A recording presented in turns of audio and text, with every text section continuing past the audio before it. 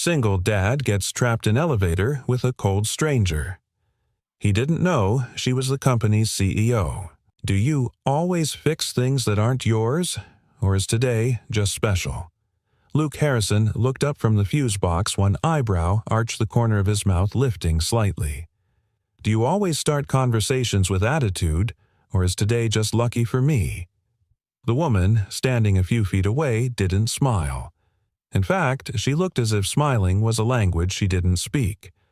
Dressed in a dark cashmere coat, high-heeled boots, barely scuffed, and a silk scarf that probably cost more than Luke's monthly rent, she didn't belong here, certainly not in a building like this, and definitely not stuck in a service elevator with him.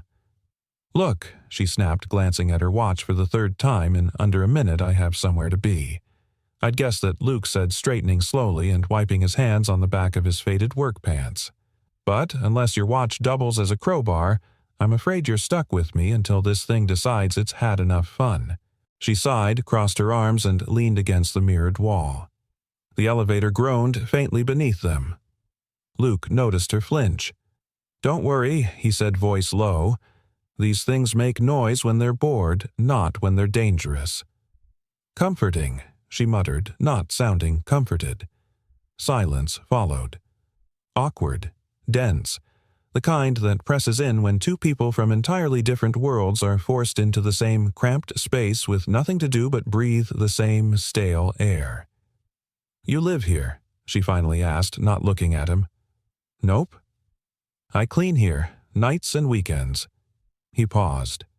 "And sometimes when the elevator gets cranky, I fix stuff too." Still no smile. Just a slight twitch at the corner of her mouth that might have been interest or mild indigestion. I'm just here temporarily," she replied.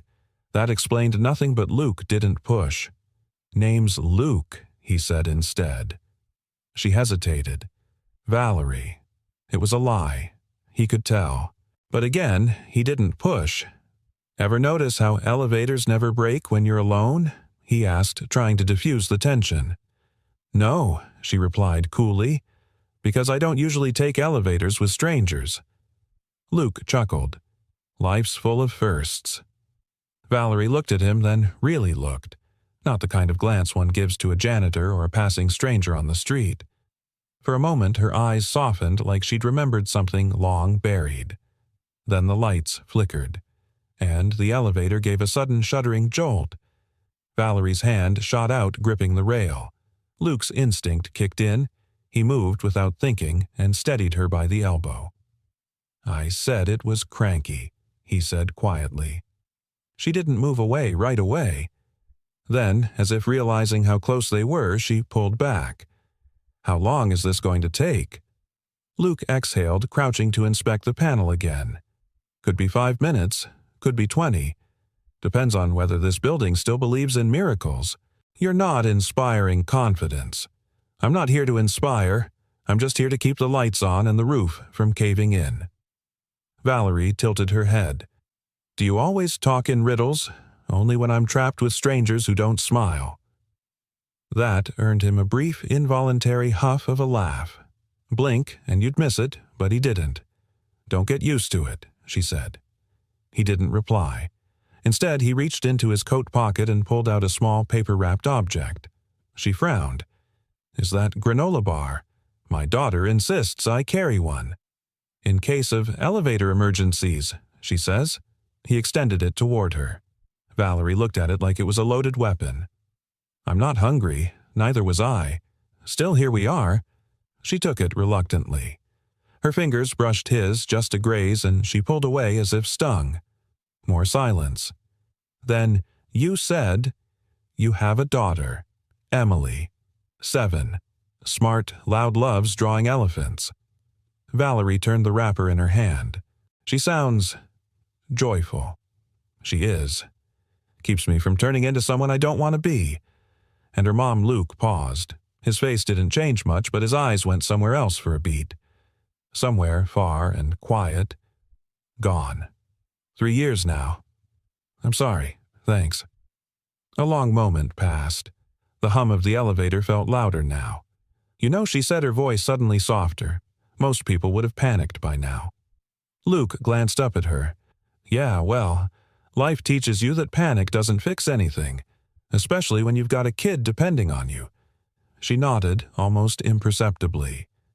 And for a flicker of a moment, the woman in front of him seemed less polished, less untouchable, just a human being who had also been cornered by life once or twice.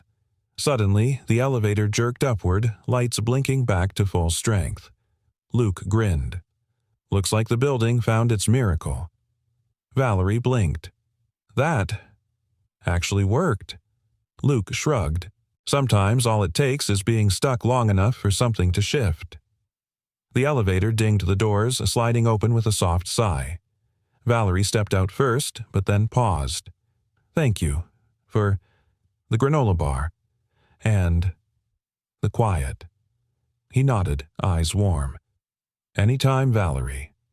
She turned and then stopped. My name's not Valerie, she said without looking back, but I'm not ready to tell you the real one yet. Then she walked away, and Luke stood there in the center of an elevator that had just started moving again, realizing something far more unexpected had just begun. Daddy, is it okay to give someone a drawing if you don't know their favorite color? Luke glanced up from the chipped kitchen counter where he was peeling an overripe banana into a lunchbox. Emily sat at the table, tongue poking out slightly as she shaded in the ears of a wobbly cartoon elephant on purple construction paper. That depends, Luke said. Are you giving it because you want them to like you or because you want them to smile? Emily paused, thoughtful. I think just to make them smile.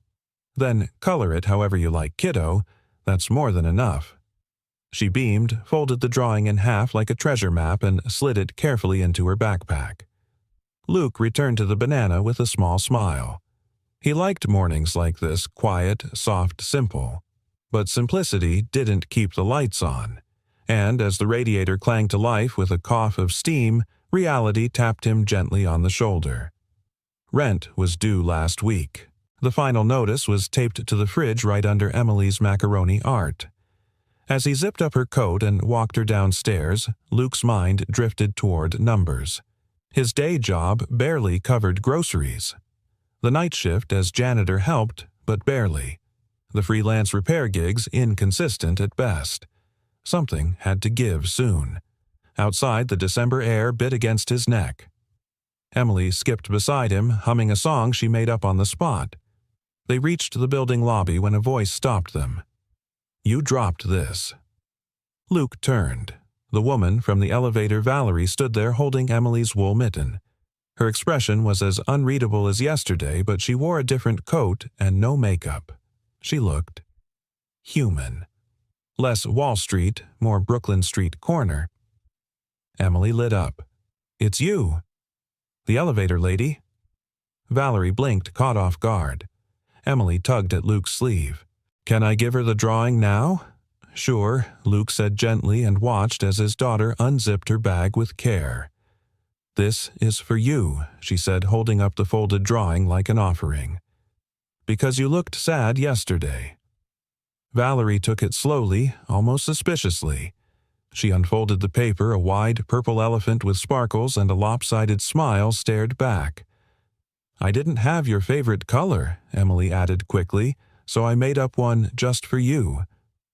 Valerie stared at the drawing for a long time. And something maybe very small, maybe very old, shifted in her face. A crack in porcelain. Thank you, she said softly. Emily grinned. Okay, bye. We're going to school now. Daddy says learning makes your brain do push-ups. Luke chuckled, gave Valerie a polite nod, and the two walked off down the street. But Valerie stood there longer than she meant to, holding the drawing like it was made of something far more fragile than paper. That evening, Luke returned from work with sore knees and a pizza box. He climbed the stairs slower than usual. His feet ached from 12 hours in steel-toed boots and the weight of bills that hadn't been paid. When he reached the third floor, someone was sitting outside apartment 3C. It was her. She stood up as he approached. I wasn't waiting for you, she said first. Luke smirked. I didn't say you were. She held up a small paper bag. This was left in your mailbox downstairs. It was half stuck. I thought it might get thrown away." "Thanks," he said, taking it. She didn't leave. Instead, she looked at his door, the paint peeling the handle loose, the 3C barely clinging to the wood. "I live just across the hall," she said. He raised a brow. "Fancy that. I moved in a week ago." "So you said. And yesterday was—" She hesitated. "I don't usually get stuck in elevators with anyone, especially not people who offer granola bars and life advice." Luke leaned against the doorframe, arms crossed. "You didn't seem like someone who needed either." "That's the thing," she said quietly. "I didn't think I did either." He looked at her for a long moment. Then, "Can I ask something?" She nodded. "Why here?" He motioned around the hall, cracked plaster, buzzing hallway lights, the faint scent of mildew. "People like you usually have penthouses, or at least working elevators." She looked down. "Let's just say I needed to be somewhere people don't ask questions." Luke didn't press. He understood better than most that some stories weren't ready to be told. She shifted, suddenly awkward. "Anyway, I should—" A voice down the hall called Vivian. Luke turned. A man in a crisp coat approached. Business slick Bluetooth and ear eyes locked on the woman beside him. "Meeting's in 20. I've got the car downstairs." Luke's eyes flicked back to her. Vivian. So Valerie was never real. She looked like she might explain, but Luke held up a hand. "You don't owe me anything," he said, voice level. "No, but I might owe myself something." He gave a faint nod. "We all do." Vivian glanced at him one last time, and then she was gone, heels clicking down the hall like the ticking of a clock he hadn't known he was listening to. Later that night, Luke stood by the window while Emily slept, her drawings taped to the wall behind him like badges of hope. He looked across the hallway. The light under 3C's door was on. Not Valerie. Vivian. Still, he couldn't shake the way she'd looked at that drawing. Like it wasn't a child's scribble, but something precious. Maybe even something she didn't know she needed. He whispered to the night, not expecting an answer. "Funny thing about broken elevators. Sometimes they bring you to places you didn't know you were headed." And across the hall, behind a door that no longer hid a name, a woman sat on her couch, staring at a purple elephant taped to her fridge, her first decoration in years. The power went out just after 9 p.m. It wasn't dramatic, no sparks, no thunderclap, just a sudden quiet retreat of electricity like the building had exhaled and forgotten to breathe back in. The radiator hissed once, then fell silent. The humming of the old fridge ceased. The only light came from the window where soft snow was beginning to fall in thick, unhurried flakes. Luke lit a candle from the drawer. Then another. The kitchen flickered to life in gentle amber. Daddy Emily's voice came from the hallway. "Why's it so dark? Looks like the power's gone out, Bug." Luke met her at the door, scooping her into his arms. "But hey, guess what? What that means? It's flashlight fort time." Emily gasped. "No way." "Yes way," he grinned, carrying her into the living room. They draped a sheet over 2 chairs, crawled underneath with a flashlight and a worn copy of Charlotte's Web. Emily, nestled in the cold, forgotten in the warmth of story and candlelight. But, just as Luke began the second chapter, there was a knock on the door. He frowned. It came again. Softer this time. Hesitant. He stood, brushing snow off his flannel shirt. How had it already gotten in? He opened the door. Vivian stood there. No makeup, no scarf, just a heavy gray sweater and jeans and a nervous look that didn't fit her at all.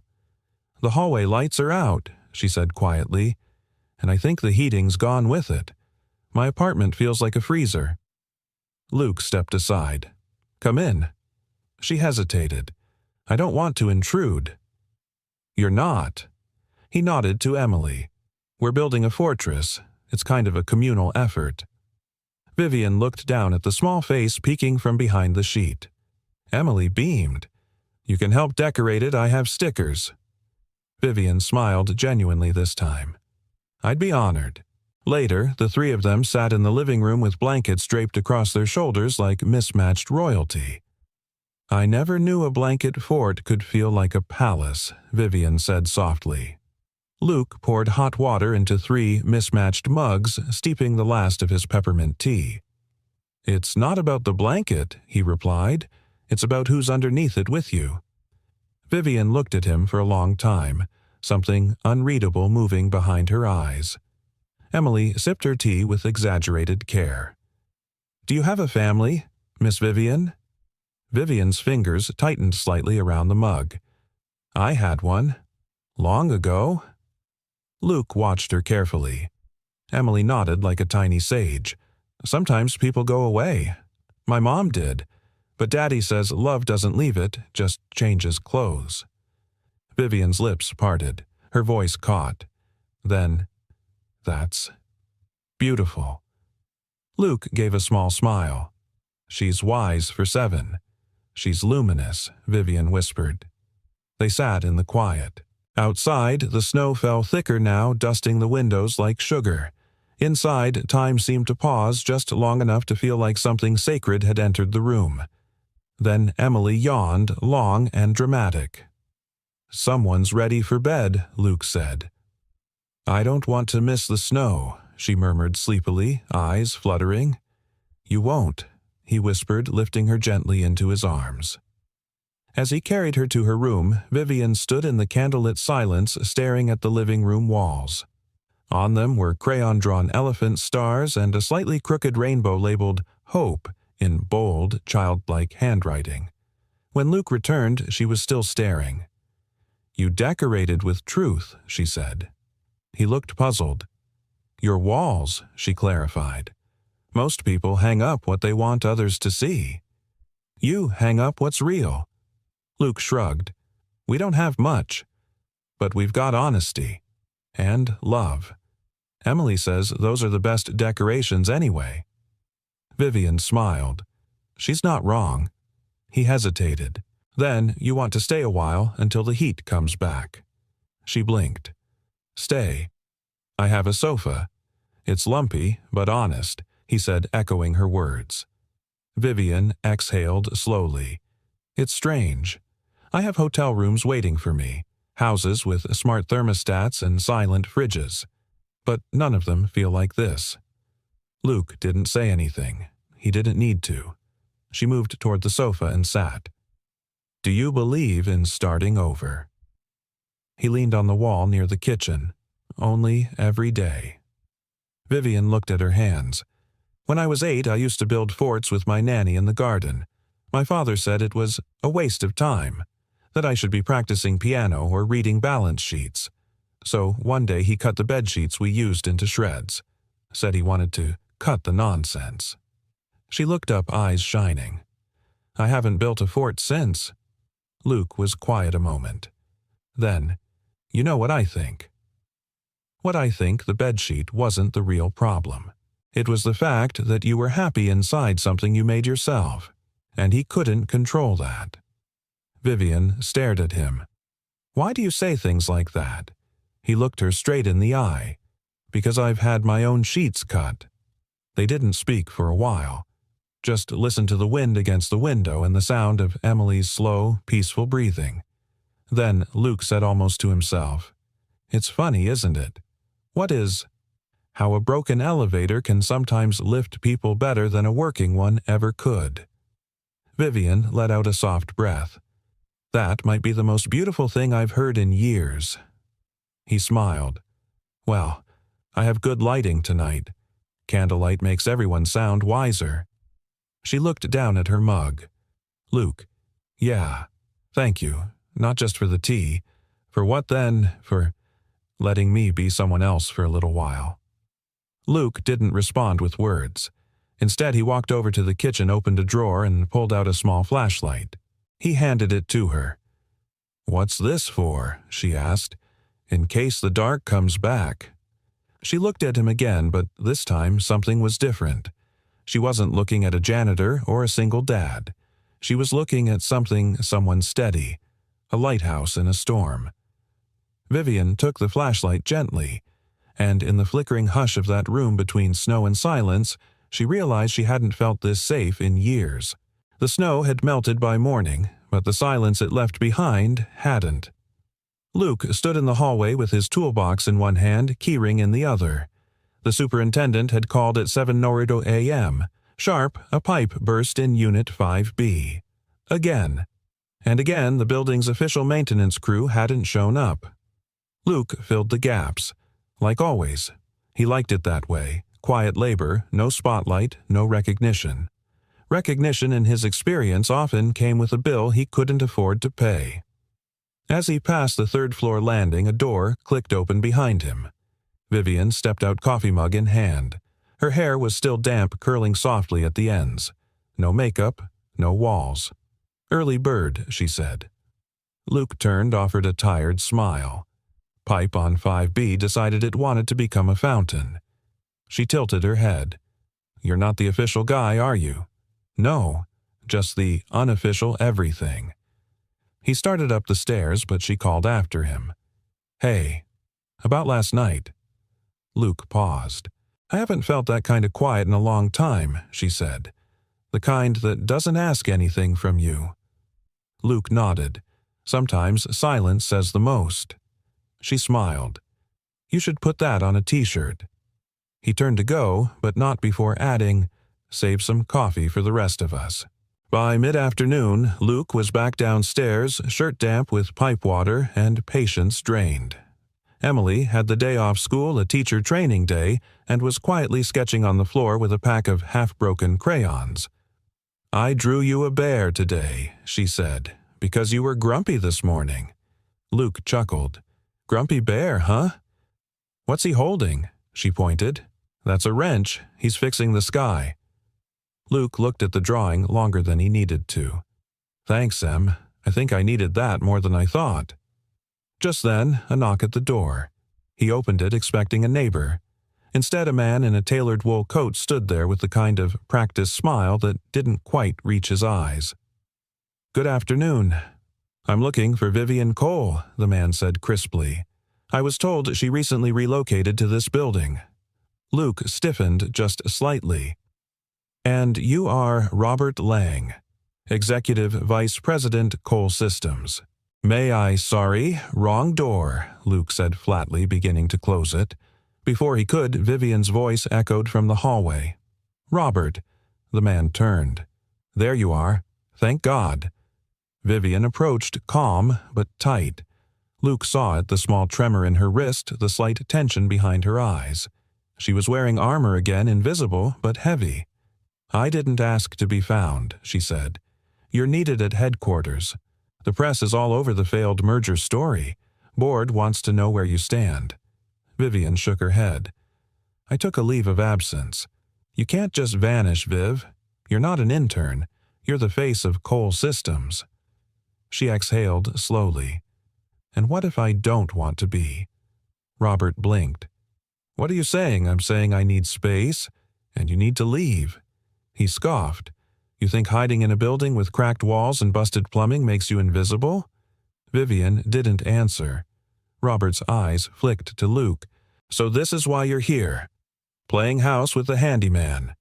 Luke stepped forward, not aggressive, but firm. "She's not hiding," he said. "She's healing. There's a difference." Robert sneered. "Right. Must be nice rebuilding your soul with someone else's broken toolbox." Vivian's voice was cold now. "Leave. Now." Robert opened his mouth to argue, then thought better of it. "You'll regret this," he said, and walked away. Vivian stood frozen for a moment, then turned to Luke. "I'm sorry," she said. "He wasn't supposed to know." Luke leaned on the doorframe. "I'm not judging. We all have ghosts.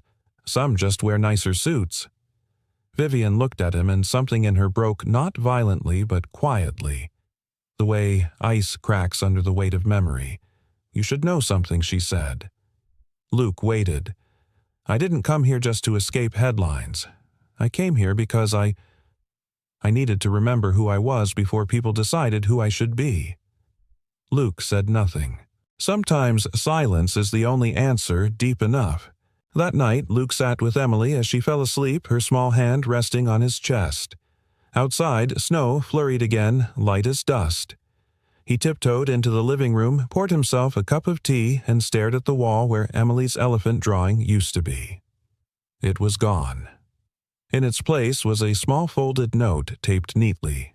He opened it. It wasn't from Emily. It was from Vivian.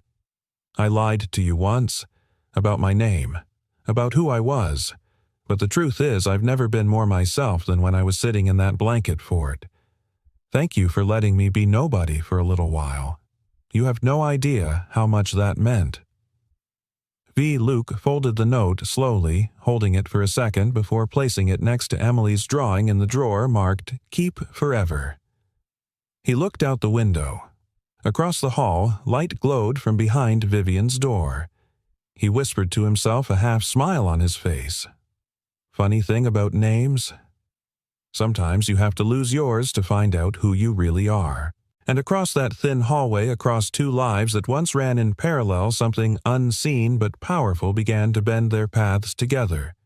Not with noise, not with fanfare, but with one handwritten note, a child's drawing, and a silence that finally felt full.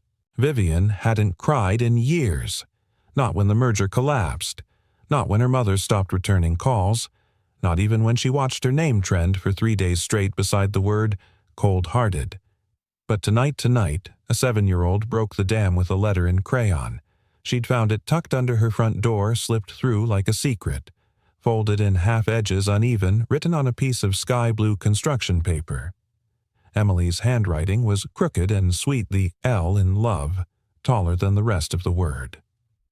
Dear Miss Vivian, you don't have to smile if you don't want to, but if your heart is tired, mine is strong enough to share. Love, Emily. Vivian stared at it in the half-light of her apartment, everything around her suddenly too quiet. She sat down, no ceremony, no grace, just collapsed onto the floor like someone had cut her strings. Your heart is tired, mine is strong enough to share. It wasn't eloquent, it wasn't corporate, but it was pure. And it was enough. The next morning, Luke found her standing outside their door at 7:15 a.m., holding a thermos of hot chocolate and a folded napkin with a muffin inside.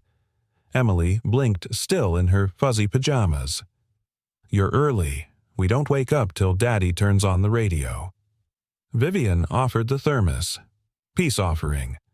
Emily squinted suspiciously, then took a sip. It's real cocoa. Not that powdered kind. Luke appeared behind her shirt, wrinkled hair tousled.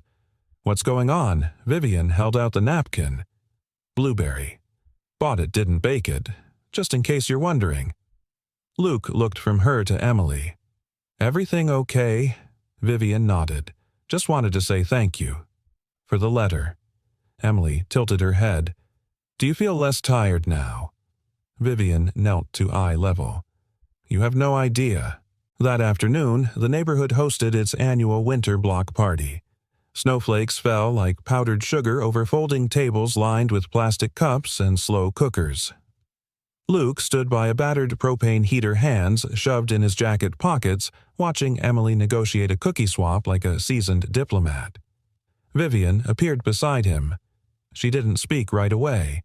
When she finally did, her voice was low. I told my assistant to clear my schedule for 2 weeks. Luke raised an eyebrow. Big move for a CEO. She smiled faintly. Feels smaller now. Like finally making room to breathe. He nodded. Breathing's underrated. There was a pause. Then she asked, Can I tell you something? Luke turned toward her, sensing the weight behind her tone. When I was 16, I wrote a letter to my father. Told him I didn't want to take over the company. That I wanted to study marine biology. She laughed softly. He called me ridiculous. Said I was wasting my bloodline. Luke stayed quiet. Vivian continued. He made me read my resignation letter to the board 2 years later, then shredded it in front of me and said, Now you've had your rebellion. Go build your legacy. Luke's jaw clenched. And you did. I did, she said. But I lost my name in the process. My joy. My oxygen. She looked over at Emily chasing snowflakes with a paper cup. Your daughter gave me some back. Luke's voice was gentle. She's good at that. She tends to people like their gardens, even ones they gave up watering. Vivian looked at him. Do you believe people can change? I believe people don't change overnight, but they can choose differently one choice at a time. And do you think I could be someone different? Luke met her gaze. I think you already are. She held his eyes. No games, no armor, just two people standing in the snow watching a child remind them how to be human again. That night, Emily was fast asleep under a mountain of blankets, cheeks pink from the cold. Luke stood at the sink rinsing mugs when a knock came at the door. He dried his hands, opened it. Vivian was there holding a folder. I want to show you something, she said. He stepped aside. She walked in, sat at the table, and opened the folder. Inside was a proposal, a software concept, smart, intuitive, a platform designed to streamline access to health care and benefits for blue-collar families, those living paycheck to paycheck like Luke. He froze. This is your blueprint, she said, your notes, your handwriting. Luke's voice was barely above a whisper. Where did you get this? I found it in your file drawer when I was looking for Emily's drawings. I didn't mean to pry, but Luke, this could change lives. He stared at her. That was from a long time ago. Before everything. Vivian closed the folder gently. You still carry it. Luke exhaled slowly. I stopped believing anyone would care. Or listen. I'm listening now, she said, and I want to help. He looked at her. Really looked and saw not the CEO, not the stranger in the elevator, but a woman offering him a chance not just to be seen, but to be believed. I don't need credit, he said. Vivian leaned in. It's not about credit, Luke. It's about purpose. You built something beautiful. Let's bring it to life. His throat tightened. What if it fails? Vivian didn't blink. Then we fail, trying to do something that matters. And that's a win in my book. Silence. Then Luke reached for the folder, and just like that, something long dormant inside him, something quiet and brave, flickered back to life. You know what the difference is between a blueprint and a dream? Vivian asked the question quietly, the way someone asks about an old scar. Luke didn't look up from the circuit board he was tinkering with on the kitchen table. What one you can fold up and forget in a drawer. The other keeps waking you up at 3 a.m. He tightened a screw, then finally met her eyes. And what happens when the dream is what you've been trying to forget? Vivian's lips parted, then closed again. She didn't have an answer. Outside the window, the city moved in hushed rhythm, snowplows groaning down dim streets, headlights sliding across brick walls, and behind it all the soft hum of a world that never really sleeps. The small apartment was quiet except for the whir of Luke's soldering iron and Emily's gentle breathing from the other room. They'd been working like this for nearly a week, late nights bent over wires, napkins full of note sketch pads layered in scribbles and systems. Luke's prototype, the one he had buried after his wife died, was slowly coming back to life. And with it, so was he. Vivian had offered more than funding. She brought insight vision connections. But she also brought something Luke hadn't expected: belief. Not the corporate ROI-driven kind, but the kind that says, I see you. I know this matters to you. And because of that, it matters to me too. I looked you up, Vivian said softly, breaking the silence. Luke set the tool down, wiping his hands. So you were good. Before you left the industry. You had people lining up for your work. Luke gave a dry laugh, and then I lined up outside a hospital billing office with a folder full of denial letters. Vivian's voice was almost a whisper. I'm sorry. Luke turned toward her. You ever watch someone you love waste away not because medicine doesn't exist, but because someone behind a desk decided they didn't check the right box? Her silence answered for her. That's when I stopped believing in systems, he said. So I tried building something for people who never even got a seat at the table." Vivian nodded slowly. "But when you lost her, I lost the will to fight." She looked at him, not with pity but with something deeper. Recognition. "I know that feeling," she said. "I didn't lose someone, but I lost myself. Somewhere between board meetings and bottom lines, I became a version of myself I didn't even recognize." Luke held her gaze. "So why now? Why come back to this?" Vivian didn't blink, because when Emily handed me that drawing, she said something inside me whispered, "Remember who you were before they told you who to be." Luke leaned back in his chair. "You think this system we're building can actually do that for others? I think it's not just a product," she said. "It's a mirror. And the right mirror can change everything." A few days later, Vivian invited Luke to a quiet cafe on the Upper West Side, the kind of place with soft jazz in the background and waiters who didn't rush you. She'd arranged a small meeting with a few trusted people from the philanthropic arm of her company. No press, no fanfare, just minds open to something real. Luke arrived in a jacket too thin for the cold, but his eyes were steady and his back was straight. Vivian introduced him as the architect of a quiet revolution. Luke blinked at that, but didn't argue.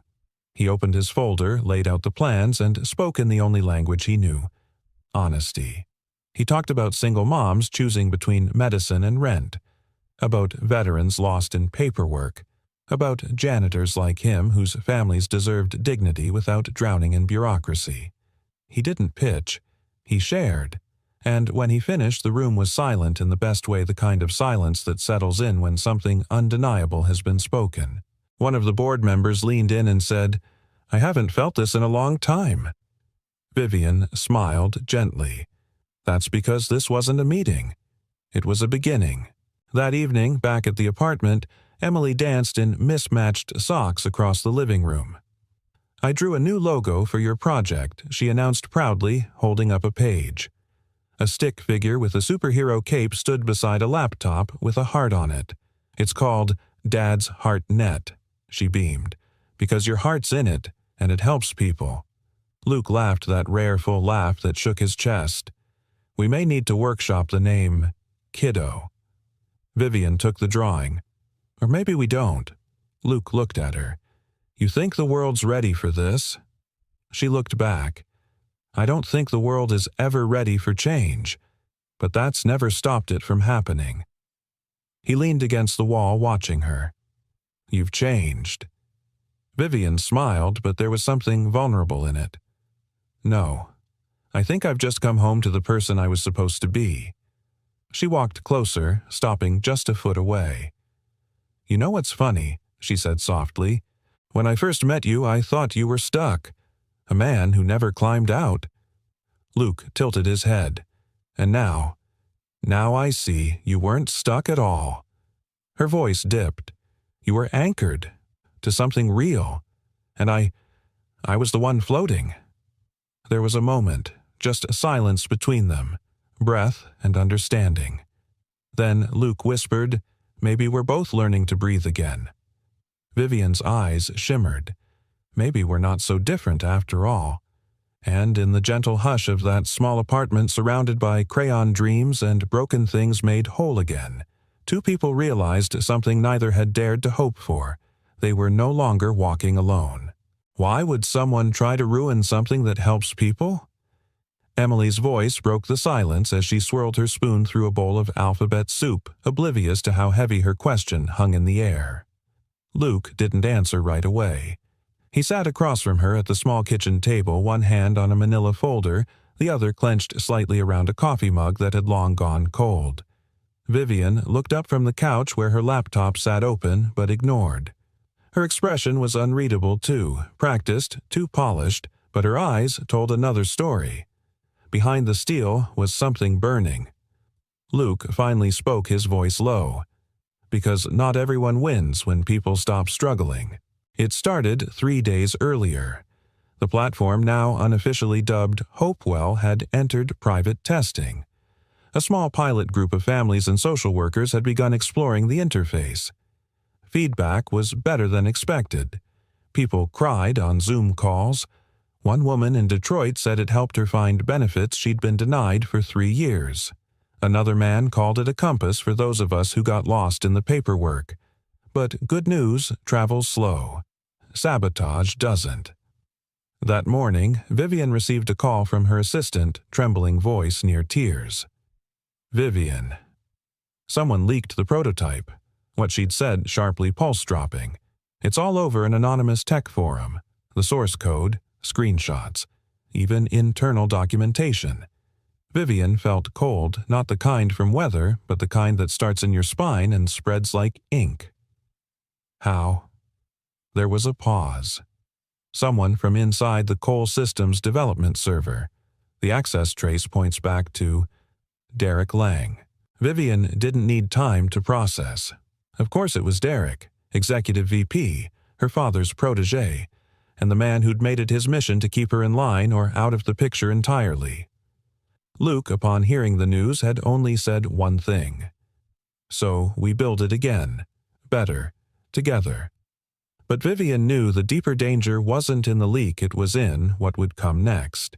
And she was right. By the afternoon, 3 board members had called. By evening, 2 investor meetings had been canceled. And by the following morning, a headline on a major business news site read, "Is Cole Systems Golden Girl sabotaging her own company for a pet project?" Vivian sat on the edge of the sofa, fingers tight around her phone. Emily was in her room coloring. Luke paced the living room, trying not to let the weight of her silence fill the space. "I can handle a headline," he finally said. "I can handle the leak, but I can't handle watching you get buried for trying to do the right thing." Vivian looked up, voice steady but hoarse. "You think this is the first time someone tried to bury me?" "No," he said, "but I want it to be the last." She smiled faintly. "I spent years being the daughter they paraded around in front of cameras while men like Derek made the real decisions. When I finally stood up and said no, they smiled and waited. Waited for me to stumble." Luke stepped closer. "Then let them see you stand." Vivian met his gaze. "They won't come after me directly. They'll come after you. This was your idea. Your code. Your name will be the one dragged." Luke's voice was soft, unshaken. "I've lived most of my life in the shadows. If I have to take a bullet for something that matters, then at least this time, it won't be for nothing." Her throat caught. She whispered, "You're not just building something to help others. You're teaching me how to be brave without being cold." He stepped even closer. "And you're teaching me how to hope again without feeling foolish." Then, quietly, Vivian opened her laptop. "I have one shot to shift the story," she said. "The annual investor forum is tomorrow. Derek will be there. The board, the press. It's the one place I can speak without them cutting my mic." Luke frowned. "You're going public." She nodded. "I'm going to show them what Hopewell really is. Not in code. In impact. And if they vote you out..." Vivian smiled faintly. "Then I walk out holding something they can't buy back." Luke reached for her hand. "Then I'll be there. Not in the back. Not in the shadows. Right beside you." She squeezed his fingers. "You always know the right thing to say." "I've been practicing," he murmured, "every time you leave the room." The next day, the investor forum buzzed with camera flashes and curated charm. Vivian stepped onto the stage in a simple charcoal blazer, no jewelry, no fanfare. Behind her, a screen. On it, faces. Dozens of them. A single mom in Alabama. A retired vet in Montana. A bakery worker in Queens. Each one holding up a handwritten sign Hopewell helped me find help. I wasn't invisible anymore. Finally, a system that sees me. Vivian took a breath, then spoke not from a teleprompter but from her soul.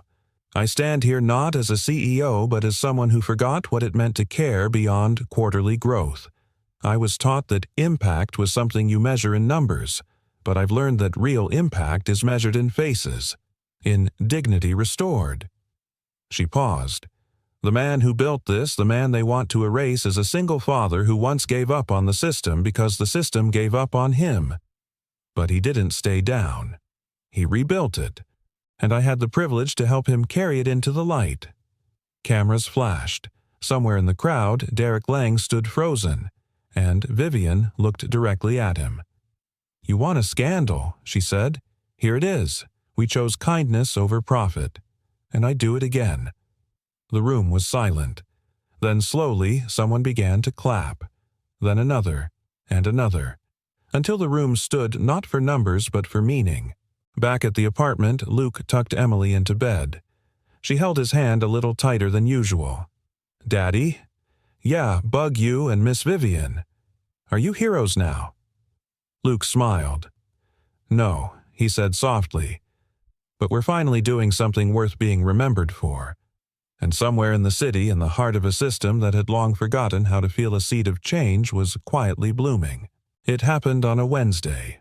No warning. Just a cold email with the subject line "Reorganization Plan. Immediate Implementation." By noon, the Halcyon Room's access cards were revoked. The project was suspended under internal restructuring. Legal had stepped in. The server was locked down. Chloe's badge flashed red at the scanner. Lynn's files disappeared mid-backup. Greg stared blankly at the frozen interface like it had betrayed him. And Luke wasn't even told. He found out when his name vanished from the internal directory. Vivian stormed into the downtown office tower at 4:13 p.m., her heels echoing like a countdown. She didn't speak to the receptionist. She didn't wait for an elevator. She took the stairs 2 at a time. Her father was waiting for her in the boardroom. Gray suit, blue tie, calm smile. As always, a man who mistook control for morality. "I assume you've read the internal memo," he said. Vivian dropped a folder onto the glass table. "You shut down Hopewell without a vote." He clasped his hands. "We didn't shut it down. We're repositioning." The board agreed the project was a distraction. She leaned in. A distraction from what from actually helping people. Her father tilted his head, voice smooth. "This company doesn't run on sentiment. It runs on structure, shareholder value, legal risk assessments. And, frankly, Vivian, you've blurred the line between heart and business one too many times." Vivian's knuckles whitened against the folder. You saw the response at the forum. The impact. People believe in this. He didn't blink. "You built momentum off pity. That's not sustainable." She stared at him like he'd spoken another language. "That wasn't pity," she said. "That was dignity rediscovered. That was purpose." Her father rose, slowly walked to the window. "Your mother once said you were too much fire for a house of glass. She was right. You keep throwing yourself at causes you can't control." Vivian's voice dropped. "Maybe the problem isn't the fire. Maybe it's that the house was always too fragile to hold a real soul." He turned, cold, final. "You've made your choice, Viv. So have we." That night, Luke sat at the small kitchen table staring at the login screen. Access denied. He closed the laptop, leaned back in the chair. The apartment was dark save for the dim glow of the stove light. Emily had fallen asleep early, curled under 2 blankets with her sock monkey hugged tight. He didn't say anything when Vivian walked in. She didn't need to explain. He could read the silence on her face like a headline. "They shut it down?" he asked. She nodded, setting her bag down slowly. "Everything." He leaned forward, elbows on knees. "I should have seen this coming." Vivian shook her head. "This isn't your fault." "They're right, though," he muttered. "I don't belong in that world. I never did. They were just looking for an excuse." Vivian walked over, knelt in front of him. "No," she said firm. "They weren't threatened by your flaws, Luke. They were threatened by your clarity. You built something real, something that made people feel seen. They don't know what to do with that." He looked at her, a flicker of something rising in his chest. Anger, disappointment, grief. "I spent years afraid to dream again," he said. And the one time I do—" Vivian placed a hand on his. "They can cut the wires, but they can't kill the current. You hear me?" He didn't answer, so she pressed softer now. "You told me once you stopped believing in systems. But this wasn't a system. This was you. What you carried. What you fought to build even when no one was looking." Luke looked down at their hands, then back up. And now, what Vivian stood slowly. "Now. We get louder." The next morning, Luke opened his front door and found a package. No return address. Just his name in thick black marker, inside a flash drive. He plugged it into an offline laptop, breath tight in his chest. What loaded was shocking a full backup of Hopewell's architecture, design, back-end, every revision, every user interface note. A small post-it on the last file read, "Not everyone in the building forgot who they work for." "See." Luke called Vivian. She answered on the first ring. "We have the whole build," he said. "Someone copied it before they locked us out." Vivian didn't hesitate. "Then we finish what we started." He paused. "But how? No investors. No resources. No legal backing." Vivian's voice was calm, fierce. "We don't need a company. We need a community." 3 days later, in a dimly lit community center, they hosted the first Hopewell Underground session. 20 folding chairs, 2 borrowed projectors, free coffee in styrofoam cups, and over 40 people showed up. Single parents, veterans, teachers, a grandmother with a tablet held together by duct tape. Luke stood at the front fingers, fidgeting nervously. Vivian leaned over and whispered, "You don't need a podium. Just be you." He nodded. Then he stepped forward and spoke. This started with a drawing my daughter made, a heart inside a laptop.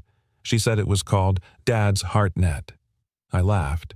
But the truth is, she was right. That's all we were trying to build, a network for hearts too tired to keep knocking on locked doors. He looked around the room. "You're not invisible. Not here. Not anymore." The applause was soft, but it was honest. And sometimes quiet hope is louder than any headline. Outside, the wind picked up sharp against the winter air. Vivian stood next to Luke, watching the group scatter into the night hands full of guides, USBs, promises. Luke glanced sideways.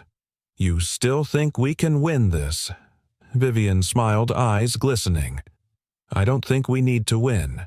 I think we just need to outlast the lie." He turned to her. "And what lie is that?" "That people like you don't matter." She reached into her pocket, pulled out the drawing Emily had made. The superhero. The laptop. The heart. Turns out she said your daughter wasn't wrong. And together, under a flickering streetlight with the world still trying to turn off the lights, they carried a spark. A small, defiant, stubborn spark. But enough to begin again. The snow came fast that night, sideways furious, a blinding wall of white against the city's glass and steel. Power lines trembled, streetlights blinked uncertainly, and in the cramped warmth of Luke's apartment, the glow from a single lantern lit their faces in gold. Emily sat wrapped in 2 blankets on the couch, nose red, sipping warm milk. Vivian stood by the window phone, pressed to her ear. The signal had dropped 3 times. The 4th time, she didn't bother trying again. Luke was kneeling in front of the small heater, adjusting the dial. The power outage had taken the heat with it, and even the radiator was groaning like it was ready to give up. "You ever feel like the universe is testing you?" Vivian asked. Luke didn't look up. "This isn't a test," he said. "It's a reveal. Storms don't break people, they show you what's already cracked." Vivian let that sink in, staring at him across the shadows. "What if I'm more cracked than I thought?" He finally turned, eyes steady. "Then you're human. And that's not a flaw, it's a place to begin." By midnight, most of the city had gone dark. No traffic, no trains. Just the muffled hush of a storm swallowing the skyline. Inside, Luke had turned the dining table into a makeshift workshop. The Hopewell prototype salvaged from the flash drive sat on his laptop, glowing softly like a pulse. Vivian stood beside him, sleeves rolled up, hair tied back, no makeup, no shield. I used to think control was the most important currency, she said. But sitting in the dark like this? I realize I never really had it. I just wore it like armor. Luke glanced at her. What changed? She exhaled. You. Emily. This. She nodded to the screen. This isn't just software, it's a lighthouse. Luke smiled faintly. It's not finished. Vivian leaned closer. Neither are we. At 2:17 a.m., a knock came at the door. Luke froze. So did Vivian. No one should be out in this weather. He opened the door slowly. It was Chloe, wind-blown soaked, holding 2 thermoses and a backpack. I brought backup drives, she said through chattering teeth. And hot soup. Luke blinked. How did you? I walked. The subway's dead, but the fire in my chest fully operational. Vivian stepped forward, taking the bag from her. You didn't have to. I did, Chloe cut in. Because what you built changed my brother's life. He got approved for benefits last week. First time in 3 years. So, yeah, I had to. Luke stared at her, emotion thick in his chest. You just walked through a storm for us. Chloe shrugged. I wasn't walking toward you. I was walking toward what's right. The apartment buzzed with new energy. Chloe booted up her own laptop. Luke sketched out patches on paper napkins. Vivian brewed coffee on the emergency burner. Even Emily stayed awake for a while, curled up next to her dad, humming softly to herself. Then, a sudden knock, louder this time. Luke stood. Vivian put a hand on his arm. Be careful. He nodded, opened the door again. This time it wasn't Chloe. It was Derek, standing under an umbrella coat flecked with snow, wearing that smug grin that made Luke's hands curl. Vivian's face went hard. What are you doing here? Derek didn't flinch. We need to talk. Luke stepped forward. Unless you brought apology letters and a heater, we're good. Derek ignored him. The board didn't authorize what I did. Vivian, they're panicking. The investor pressure's mounting. Some are flipping. They want a way out. Vivian crossed her arms. And now you want my help cleaning it up? I want a partner, he said smoothly. Hopewell can still live, under new terms. We fold it back into coal systems. You get partial control, limited scope, no politics. Luke's voice was calm, but his eyes burned. You mean no power? You want the brand without the soul. Derek looked at him. You're a janitor. You built something incredible, but let's not pretend you know how to scale it. Luke didn't blink. I know how to build something that doesn't crush people under its own weight. That's more than you've ever done. Vivian stepped between them. You tried to kill this Derek, and you would have, if not for people like Luke, people who don't stop when it gets inconvenient. She held up the old crayon drawing Emily had made now, pinned to the wall above their whiteboard. See this, she said. That's our mission statement. It wasn't written by a lawyer. It was drawn by a child who still believes in good things. Derek opened his mouth. Vivian cut him off. You can leave now. And take your umbrella. We're not afraid of a little weather. Derek left. And with him, something else vanished, fear. Vivian turned to Luke, breath still catching. He stepped closer, voice low. You really told him off with a drawing. She smiled. Wasn't just a drawing. It was a North Star. He looked at her. What now? Vivian's answer was soft, steady. Now we go around them. Not through. Around. Luke nodded. They stood there just inches apart in a room dimly lit but fiercely alive. Outside, the storm howled. But inside, the fire had never burned brighter. It started with a single click. Luke hadn't meant to send it. Not really. He had typed it during one of those long, aching nights, the kind where the city outside sounded too quiet and the past too loud. The letter was meant for no one. Or maybe for someone who no longer existed, the version of himself that used to believe life was fair, that effort would be enough. He'd left it sitting in drafts for 3 days. But then Emily had found it.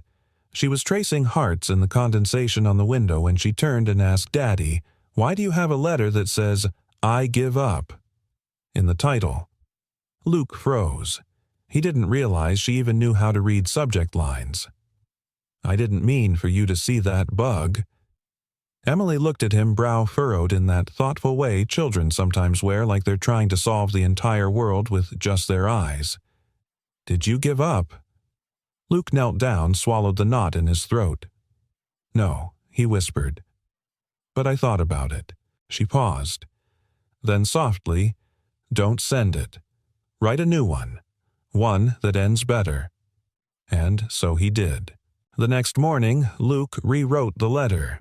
He didn't craft it for sympathy. He didn't try to sound noble. He simply told the truth. About how he once worked nights cleaning the very buildings where dreams were funded, and how it made him feel invisible. About how he buried a prototype next to a grave and told himself it was over. About how a stranger with a steel heart and hidden kindness helped him remember he still had something worth building. And at the end, he added just one line: "This isn't a success story. Yet. But maybe if someone else reads this, they'll stop erasing themselves from their own life." He clicked post on a quiet blog Vivian had once set up for their project. And then he forgot about it, until it didn't forget him. 12 hours later, the server crashed. By morning, the letter had been shared over 500,000 times. By noon, journalists were calling. Requests for interviews flooded the Hopewell inbox. Someone printed it and taped it to the front doors of a community college in Ohio with the words, "Don't give up, you're not alone." A senator tweeted it with the caption, "Policy might take years, but stories can shift hearts overnight." At first, Luke didn't understand what was happening. Then Chloe burst into the apartment waving her phone. "You broke the internet, man." Vivian was right behind her, breathless. "It's everywhere. Every media outlet is picking it up. They're calling it the Janitor's Manifesto." Luke blinked. "I didn't even sign my name." Vivian smiled. "That's probably why it worked. You spoke for more people than you realize." That night, they were invited to speak on a live-stream panel hosted by a major national nonprofit. Luke wore the only blazer he owned. Vivian helped fix his collar, her fingers lingering just a second longer than needed. "Still think you're invisible?" she whispered. Luke chuckled nervously. "I feel like someone's going to show up and revoke all this any minute." She stepped back, looked him in the eyes. "They can't take away what you've earned. Not anymore." The panel began. The host introduced Luke as a father, a builder, a voice for the unheard. Luke tried to speak, but his voice caught. So he did what he always did. He told a story. About his wife, about Emily's drawing. About failure, not as an ending, but as a threshold. And he ended with this: "Hope isn't loud. It doesn't come crashing in. It starts quiet, like a hand on your back when you think you're alone. That's what we're trying to build. A system that remembers people, not just files them away." The chat exploded. Thousands watching. Thousands crying. Thousands remembering themselves in his words. Later that evening, the three of them, Luke, Vivian, and Emily, sat on the apartment floor surrounded by empty teacups and cooling pizza. Vivian leaned back against the couch, smiling softly. "You know, before all this, I thought impact had to be loud. Global. Measured in graphs." Luke raised an eyebrow. "And now?" She glanced at Emily, curled up between them, fast asleep. "Now I think impact looks like a kid drawing hope on a napkin, and a father brave enough to believe in it." Luke looked at her, longer this time, more open, more certain. "You changed, you know," he said. Vivian smiled but didn't deflect. "So did you." "No," he said. "I just remembered who I was before I started shrinking." A beat passed. Then Vivian whispered, "Then let's never shrink again." And in the quiet glow of a city rediscovering its soul through snowstorms, silence, and a single unsent letter, two people finally found what they'd both been building toward all along. Not just a platform, not just a future, but each other. A month had passed since the storm. The snow was softer now, no longer a threat, but a hush.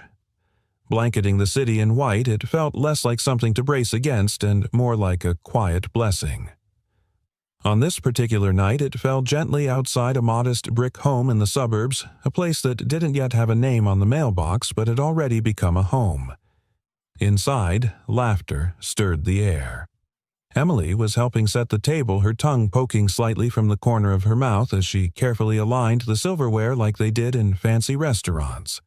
She wore a red sweater, 3 sizes too big, and socks that didn't match. She insisted it was fashion. Luke stood at the stove, stirring something rich and golden in a worn copper pot. The scent of rosemary and garlic floated through the kitchen, and Vivian, no longer a CEO but somehow more herself than ever, sat at the corner reading a picture book aloud, her voice low and warm. And the little star said even the smallest light can find its way through the dark. She read, glancing up at Emily, who beamed. This wasn't a palace, or a penthouse, or a boardroom bathed in glass and power. It was better, because it was theirs. A house with 1 working heater, a fireplace they weren't sure how to use yet, and a living room full of blankets and second-hand pillows. The foundation wasn't built from concrete and steel, but from rebuilding, from nights sitting on the floor drafting code, from mornings fixing school lunches and fixing the world in equal measure. They had launched Hopewell 2.0 just 2 weeks earlier now, fully independent, funded not by venture capital, but by donors, teachers, nurses, and bus drivers who believed in the mission. Over 500,000 users in the first week. And every story that came in, every thank you message, every photo of a family reunited, a caseworker finally able to help, felt like a small lantern lit in a world too long dimmed. Dinner was slow. No one was in a rush. For once, time was not the enemy. "Do you think Mom would have liked this stew?" Emily asked between bites. Luke smiled, soft and sad all at once. She would have said it needed more salt, but then eaten 3 bowls. Vivian reached over and gently placed her hand on his. There were still silences sometimes, but they no longer hurt. They simply made room.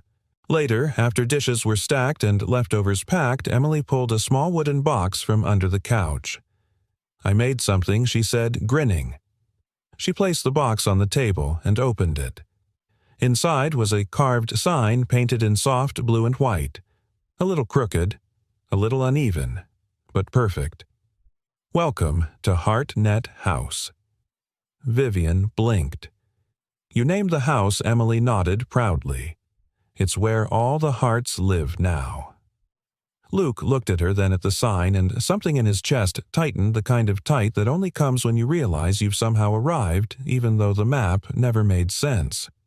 He knelt beside her. "You know what kiddo she turned. This might be the most important thing anyone's ever built here." Emily giggled.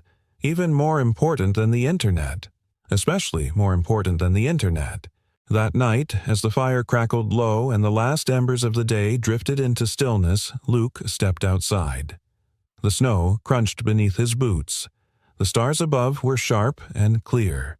Vivian joined him, slipping her hand into his coat pocket. "I used to think love was a weakness," she said. "Something that blurred your vision. Made you soft." Luke looked at her. And now Vivian smiled, gaze upward. "Now I think it's the only thing that made me see." A pause.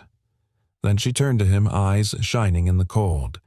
"Do you remember what you said to me that night when everything was falling apart? I said a lot of things." She laughed. "No, the one that stuck. You said, 'We don't have to win. We just have to outlast the lie.'" Luke nodded. "Still believe it." "Well," she whispered, "we did. And then we built something in its place." They stood there for a moment, side by side, watching their breath disappear into the night. And then Emily's voice floated from the doorway. "Daddy, you forgot the best part." They turned. She held up a worn paper, her original drawing. The superhero. The laptop. The heart. "I never finished it," she said shyly. "But I added this." She flipped it. A new figure had been sketched in crayon beside the hero, holding hands, smiling. "Vivian." "Now it's complete," Emily said. Luke looked at the drawing.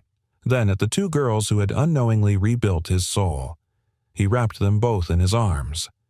And for the first time in years, he didn't feel like a man who had lost everything. He felt like a man who had finally come home. And in a quiet house with mismatched furniture and hearts bigger than its walls, Christmas arrived not with grand gestures or polished ornaments, but with laughter stew and a sign carved by a little girl who still believed in superheroes.